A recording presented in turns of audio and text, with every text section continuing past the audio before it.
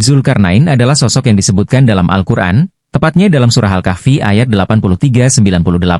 Ia adalah seorang raja yang kuat, bijaksana, dan memiliki kekuasaan besar. Berikut adalah ringkasan kisahnya berdasarkan Al-Quran dan penafsiran para ulama. 1.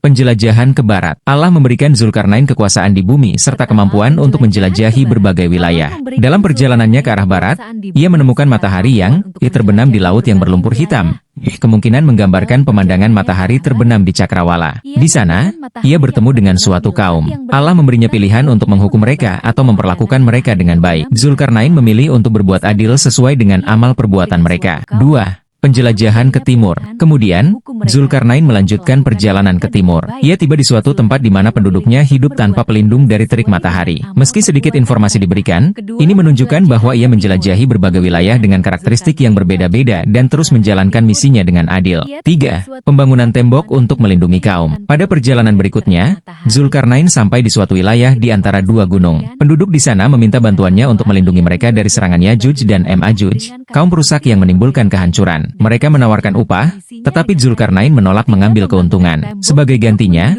ia meminta tenaga mereka untuk membantu membangun tembok besar yang kokoh dari besi dan tembaga. Tembok ini begitu kuat sehingga Yajuj dan Majuj tidak dapat menembusnya atau memanjatnya. Zulkarnain menyatakan bahwa tembok ini adalah rahmat dari Allah dan akan tetap kokoh hingga datang janji Allah, yaitu hari kiamat. Pada hari itu, tembok akan runtuh, dan Yajuj serta Majuj akan keluar. Pesan moral dari kisah Zulkarnain. 1. Kepemimpinan yang bijaksana.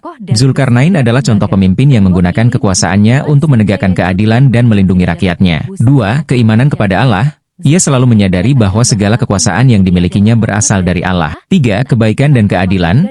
Ia memilih untuk membantu dan melindungi kaum yang lemah tanpa pamrih. Meskipun detail sejarahnya tidak disebutkan secara spesifik dalam Al-Quran, banyak ulama berpendapat bahwa Zulkarnain adalah tokoh besar seperti Raja Cyrus dari Persia atau Alexander Agung. Tetapi tidak ada bukti sejarah yang pasti mengidentifikasi siapa dia sebenarnya. Yang utama adalah pelajaran moral dari kisah ini.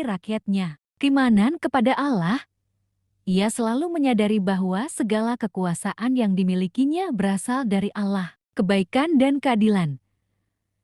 Ia memilih untuk membantu dan melindungi kaum yang lemah tanpa pamrih. Meskipun detail sejarahnya tidak disebutkan secara spesifik dalam Al-Quran, banyak ulama berpendapat bahwa Zulkarnain adalah tokoh besar seperti Raja Cyrus dari Persia atau Alexander Agung.